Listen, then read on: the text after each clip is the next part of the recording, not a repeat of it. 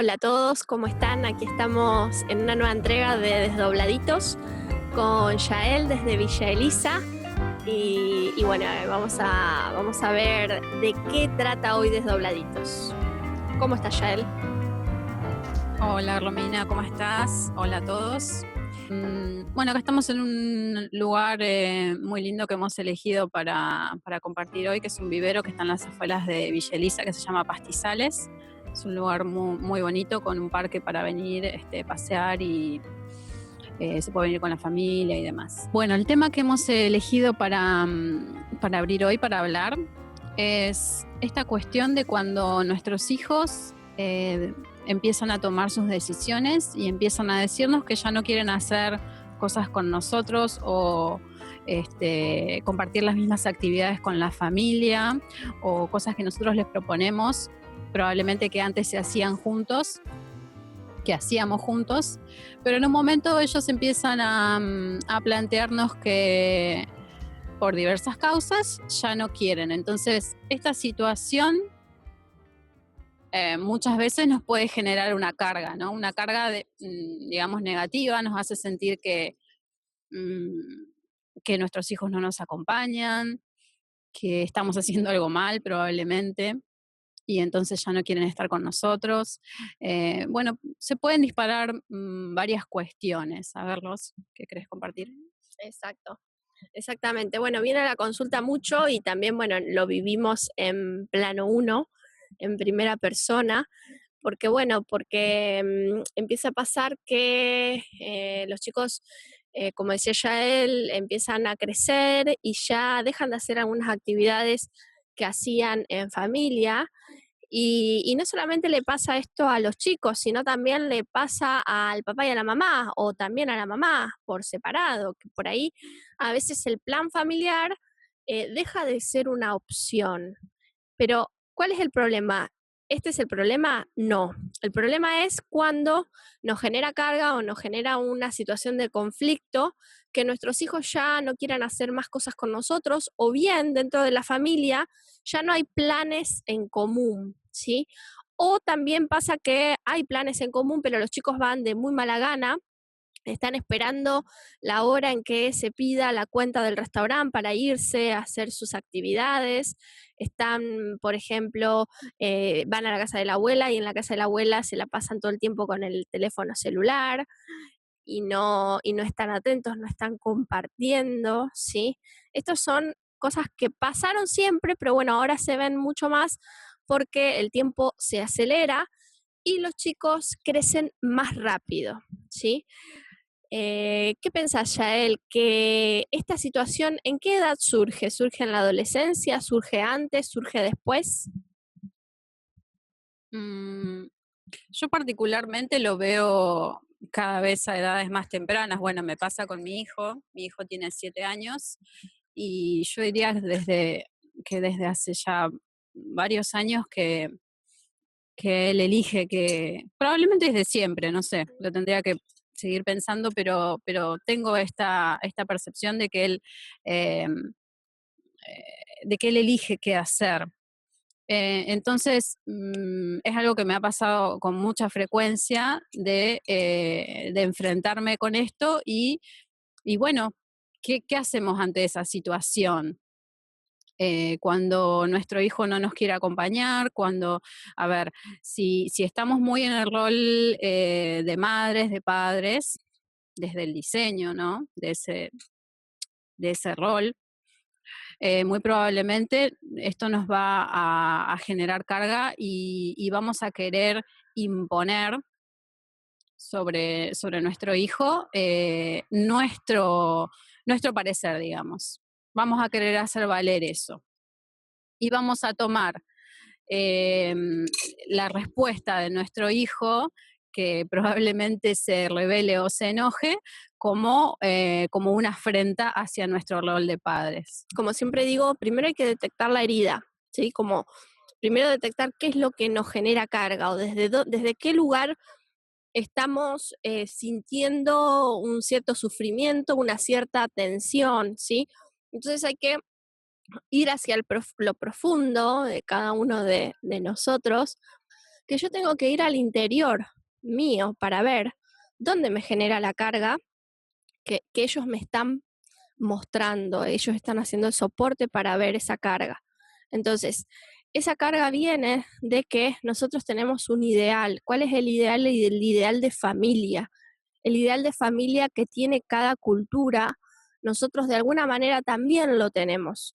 Hoy en Argentina es el Día del Padre, y que es el día en que estamos grabando Desdobladitos. Y también se genera también esta situación de ideal de familia, ¿sí? En donde idealmente hay que ir a comprar un regalo, hay que ir a festejar, toda esta situación del Día del Padre.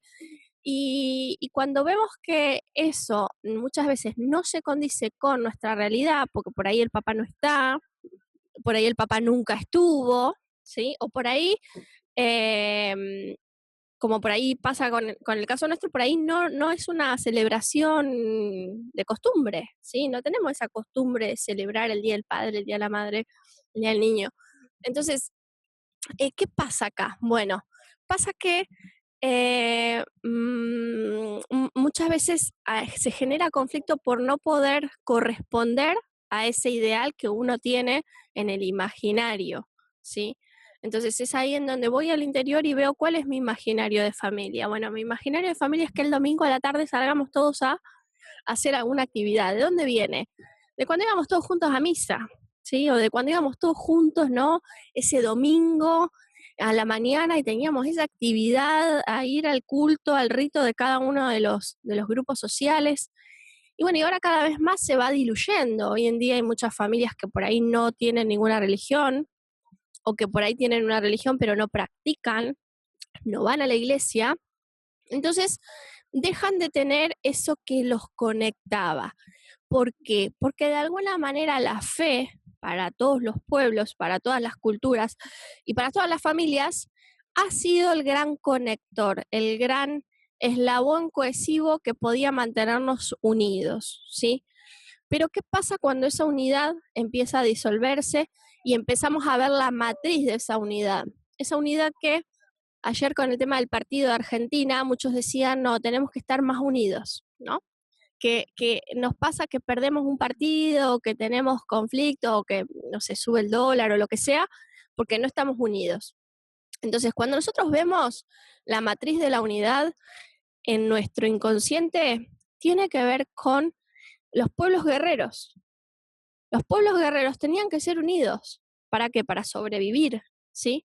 Entonces, la unidad de la familia viene de la raíz hambre.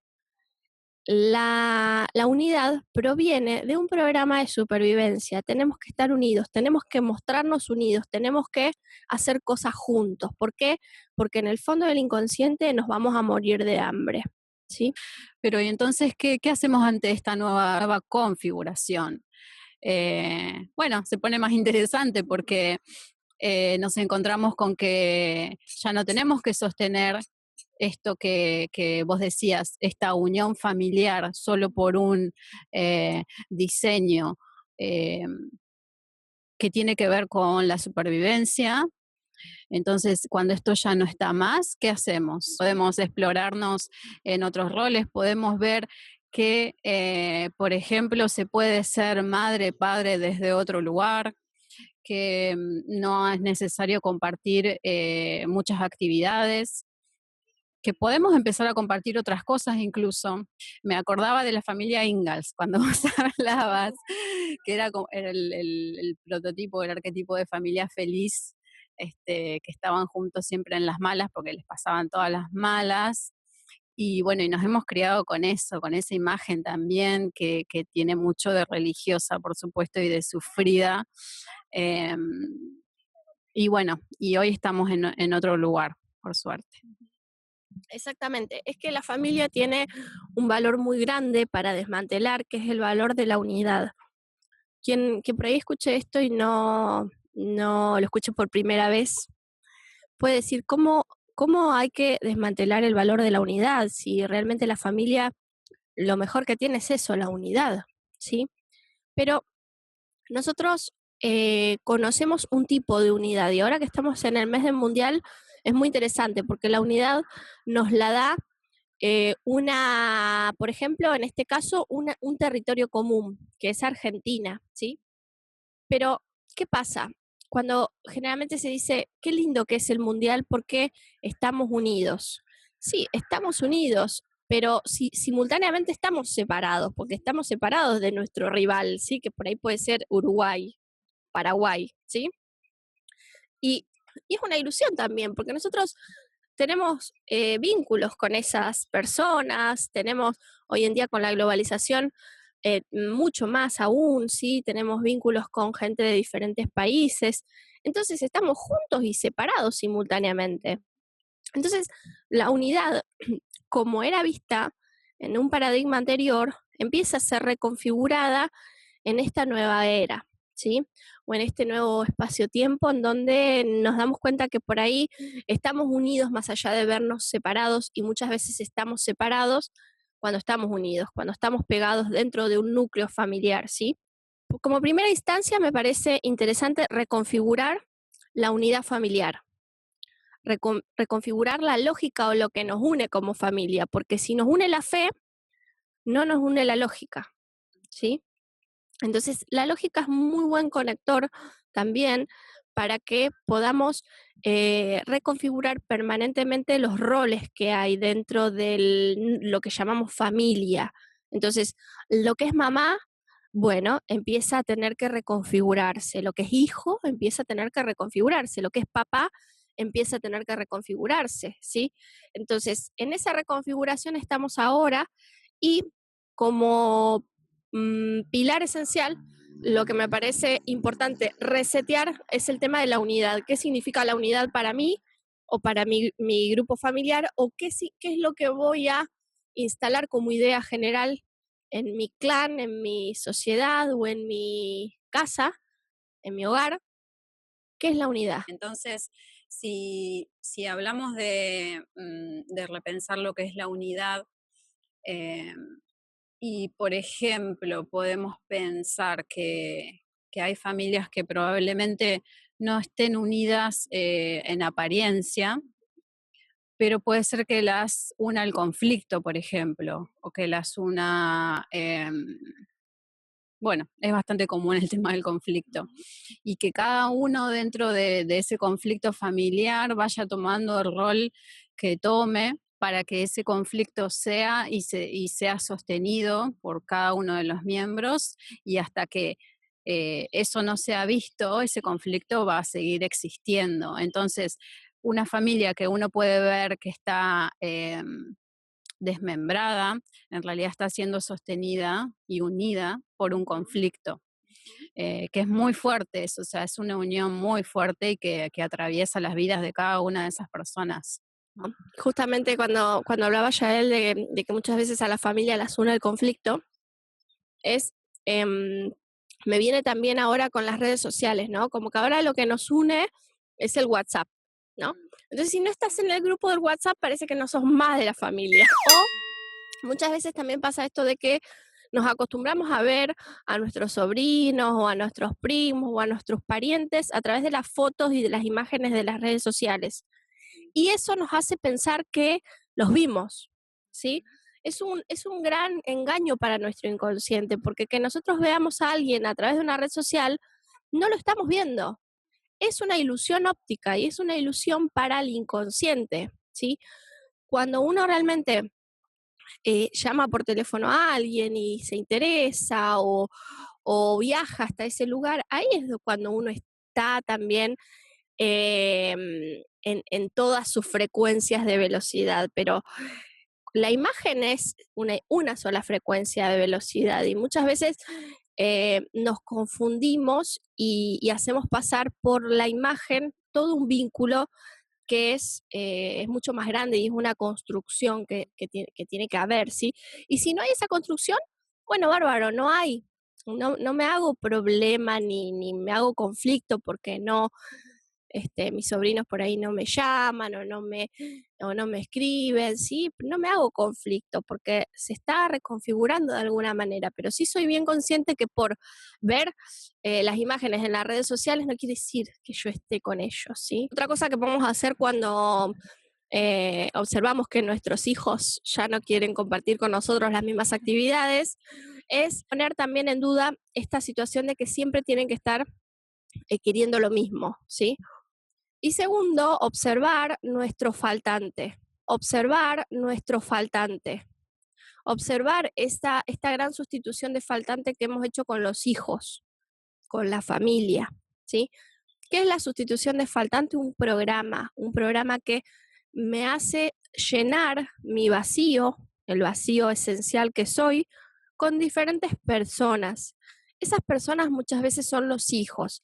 Y entramos en esta situación de vínculo objeto, porque si este hijo no cubre mis expectativas, no cubre el tiempo ese en que yo no sé qué hacer porque no tengo nada para hacer, o bien no cubre ese álbum familiar imaginario que tengo en mi inconsciente, voy a empezar a demandar. Y cuando esa demanda ocurre, entro en lo que conocemos como vínculo objeto, ¿sí? Entonces, por eso siempre hablamos de reconfigurar y para esto la derivación es muy importante porque eh, es como la chimenea de toda esa carga que nosotros tenemos a diario y de todas esas distorsiones que las tenemos también por estar en un marco social, ¿sí? No está ni bien ni mal, lo observo y yo soy un canal que a través mío pasan las distorsiones globales inclusive. Entonces, la derivación me está haciendo a mí, eh, me está haciendo ejecutar de alguna manera la disolución de una distorsión que es colectiva y que yo, por ser parte de esta comunidad, también la tengo, ¿sí? Entonces, ¿cuál es mi trabajo? Hacerlo consciente, observarlo, integrarlo y luego derivarlo, luego soltarlo, ¿sí? Sí, y ahí se verá qué surge de nuevo en esta configuración familiar y qué nuevos espacios se generan, eh, bueno, en el día a día, ¿no? Y pensaba yo, volviendo un poquito a lo anterior, en la cuestión de la unidad familiar, que también se siente esta cosa de que se rompe la unidad cuando los padres se separan, ¿verdad? Y ya se hacen, o sea, las actividades que eran compartidas por todos los miembros de la familia ya no se hacen y se empiezan a hacer cosas separadas, o sea, los hijos, el hijo o los hijos empiezan a hacer algunas cosas solo con el padre y su nueva pareja en el caso que la tenga y con la madre otras. Entonces también está esta sensación de que la unidad familiar se rompió y de que incluso hay muchas personas que sienten que ya perdieron su familia, o sea que eso ya no es una familia, que ahora estamos separados.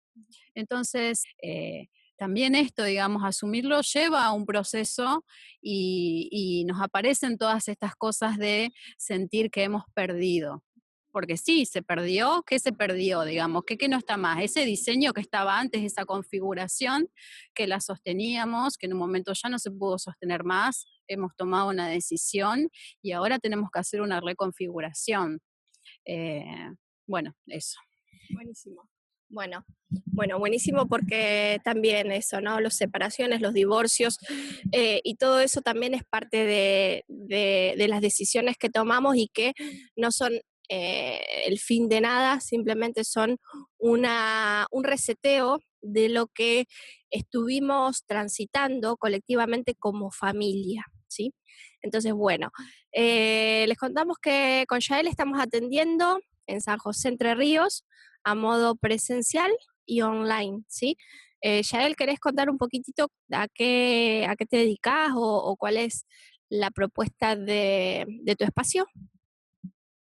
Sí, bueno, yo en lo que me desempeño es la puericultura, es una asesora en lactancia y crianza, o sea, excede lo que es la lactancia. Y bueno, y en mi caso particular lo que hago es atender a madres, padres, familias, ya sea que estén gestando o que ya hayan tenido hijos, en todo lo concerniente a primeros cuidados, de necesidades de recién nacido, lactancia, eh, conflictos del sueño, no sé, bueno, un montón de cuestiones que se dan en esa etapa. Es bastante amplio. Y también lo que hago es, digamos, tratar algunos temas que tienen que ver con la relación de la madre con el hijo, o sea, el vínculo, la organización familiar, todo esto que se da en los primeros meses de nacido, sobre todo el primer hijo, pero también se puede suceder con la llegada de otros hijos. Y bueno, y el abordaje intenta ser como un poquito más profundo y, y bueno, y ver qué está sucediendo, digamos, más allá de lo biológico, fisiológico. Bueno, ahí vamos a colocar los datos para que se comuniquen con Yael. Y bueno, y nos vemos en el próximo Desdobladitos. Chau, chau.